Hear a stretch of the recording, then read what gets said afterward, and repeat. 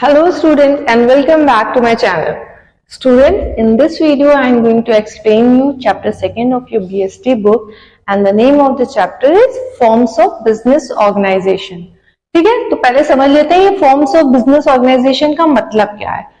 जैसे कि अगर आप अभी अपनी स्टडीज कंप्लीट कर चुके हैं या फर्दर भी आपका कोई ऐसा वो है, आपकी ऐसी सोच है कि आपको आगे चल करके बिजनेस करना है, ठीक है, तो आप बिजनेस करने से पहले आपको ये जानना या ये चूज करना इज वेरी इंपॉर्टेंट कि आप कौन सा forms of business organization choose करेंगे, मतलब किस तरीके से अपने बिजनेस को स्टार्ट करेंगे। क्या आप इंडिविजुअली स्टार्ट करेंगे, दैट मीन्स कि आप अकेले स्टार्ट करेंगे, 2-3 लोगों का ग्रुप बना करके आप स्टार्ट करेंगे बिजनेस को। तो ये चीज जान लेना बिजनेस स्टार्ट करने से पहले इज वेरी इंपॉर्टेंट, ताकि आपका जो बिजनेस है वो अच्छे से ग्रो हो सके। ठीक है, तो यहाँ पे मैंने एक चीज लिखी हुई, चलिए वो समझते हैं। There is a boy whose name is Bunny, so he is planning to start a business, मतलब वो प्लान कर रहा है कि वो एक बिजनेस स्टार्ट करे, बनी प्लान कर रहा है। और is interested in expanding an existing one, या फिर ऐसा हो सकता है कि ये बनी जो है ऑलरेडी एक बिजनेस कर रहा है और उस बिजनेस को एक्सटेंड करना चाहता है, दैट मीन्स बढ़ाना चाहता है उस बिजनेस को।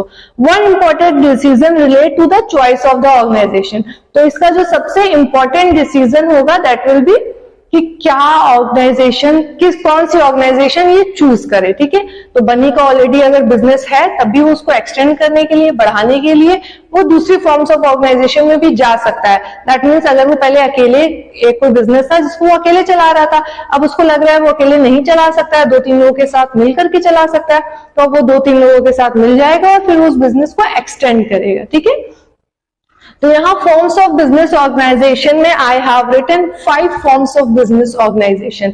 इन फॉर्म से ही कोई भी इंसान अगर बिजनेस स्टार्ट करने जा रहा है तो वो बिजनेस स्टार्ट कर सकता है। ठीक है, so the first form of business organization which I have written here is sole proprietorship. Okay, तो यहाँ पे देख लेते हैं what is the meaning of sole. Meaning of sole is single, ठीक है, अकेला।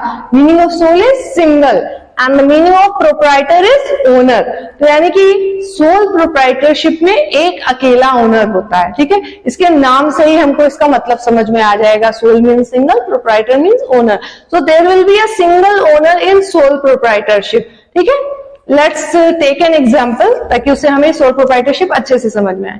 फॉर एग्जाम्पल, आपको एक पेन खरीदना है, सुबह सुबह आप किसी स्टेशनरी शॉप पर जाते हैं पेन खरीदने के लिए, सो यू विल सी कि वहां पे एक अकेला आदमी है जो बिजनेस अपना चला रहा है, वो अपनी शॉप चला रहा है और वो आपको पेन देगा, जो भी आपको सामान लेना है वो आपको दे देगा वहां पर।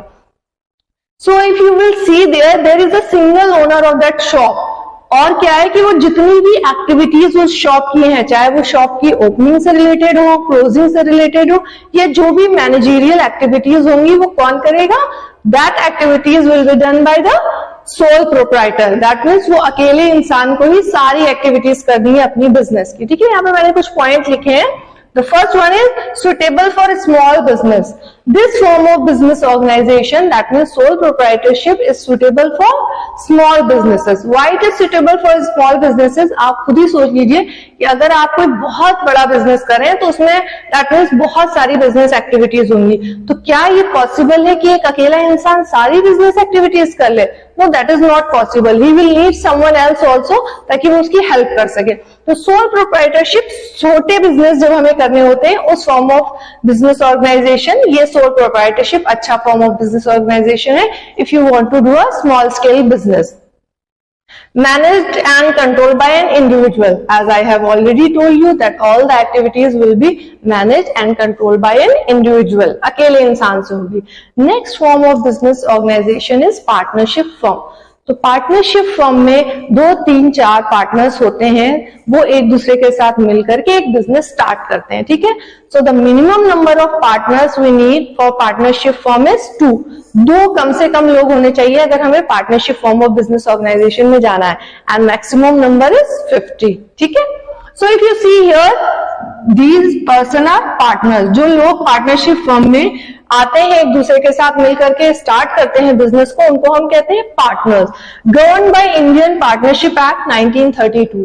ठीक है, इंडियन पार्टनरशिप एक्ट 1932 में जो भी रूल्स एंड रेगुलेशंस लिखे हुए हैं वो सारे पार्टनर्स को फॉलो करने पड़ेंगे। ठीक है, next form of business organisation is Hindu undivided family. Okay, one important thing I want to tell you about this form of business organization, that this form of business organization is found only in India. सिर्फ India में ही इस form of business organisation को आप पाएंगे, and it is one of the oldest form. If you see here, it is written one of the oldest. That means this form of business organization is not oldest. सबसे पुरानी नहीं है.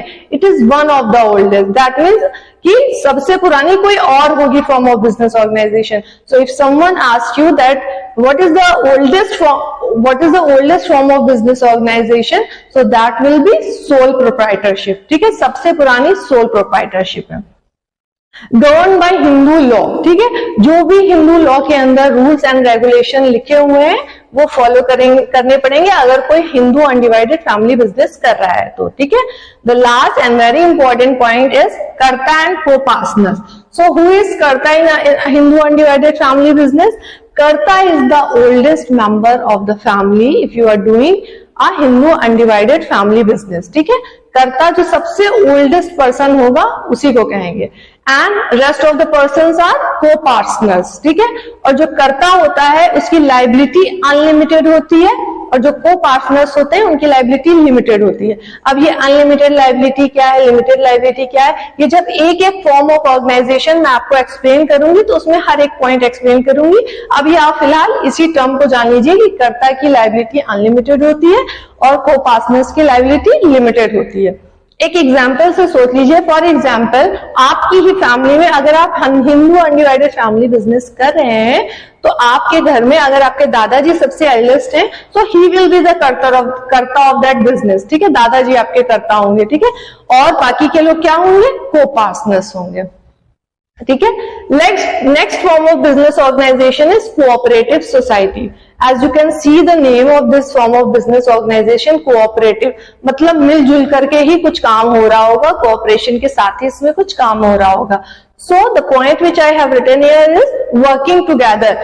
Cooperative society form of business organization में जो लोग होते हैं, जो काम कर रहे होते हैं, दे विल वर्क टुगेदर, एक साथ मिलजुल करके काम करते हैं, and they have a common purpose. उनका मकसद भी काम करने का कॉमन होता है. इस पॉइंट को समझने के लिए I give you one example. जैसे कि मैं अगर कोई कंपनी में जॉब कर रही हूँ, so my motive will be to earn salary और टू अर्न इंसेंटिव. मुझे सैलरी और इंसेंटिव से मतलब होगा, और जो कंपनी का ओनर होगा उसका मकसद होगा टू हैव मैक्सिमम प्रॉफिट. तो हम दोनों का जो पर्पस होगा वहां पे काम करने का, दैट विल बी डिफरेंट. मेरे जो ओनर होगा उसका मोटिव होगा प्रॉफिट आए और मेरा मोटिव होगा मुझे सैलरी मिले या इंसेंटिव मिले. Last form of business organisation is company. तो कंपनी क्या होता है? कंपनी में we have separate legal entity. That means जो company form of business organisation है उसकी अपनी खुद की पहचान होती है. अगर इसको समझने के लिए हम एक एग्जांपल ले लेते हैं, जैसे कि रिलायंस एक कंपनी है. ठीक है, वहां कुछ भी घोटाला हो जाता है या कोई भी प्रॉब्लम होती है, वो केस फाइल करना चाहते हैं, तो that company will file case on its own name. अपने नाम पे वो केस फाइल करेगी, ना कि ओनर के नेम पे केस फाइल करेगी, क्योंकि उस कंपनी की खुद की अपनी एक आइडेंटिटी है, अपनी खुद की एक पहचान है. The next point is companies act 1956 to 2013. तो कंपनीज एक्ट 1956 पहले क्या था, अब वो रिप्लेस होकर के कंपनीज एक्ट 1913 हो गया. तो जो भी rules and regulation companies act 1913 में लिखे होंगे, दैट रूल्स एंड रेगुलेशन जो कंपनी होगी उसको फॉलो करने होंगे. ठीक है, the last point which I have written here is share holders are owner of the company. Owner कौन होते हैं? मालिक कंपनी के. तो यहाँ पे कह रहा है कि जो शेयर होल्डर्स होते हैं, अब शेयर होल्डर्स क्या होते हैं? Share holder, for example, I am the share holder of a company. That means for taking the share of that company I must have given something to that company. जो मैंने उनको दिया होगा obviously that will be money. मैंने पैसा उनको दिया company को और कंपनी में मैंने शेयर्स ले लिए. So if I have taken share, so I will become the share holder of the company. और जब मैं शेयर होल्डर उस कंपनी की बन गई हूं तो उसमें कुछ भी जो मैनेजमेंट होगा उसमें भी मेरा इंटरफेरेंस हो सकता है.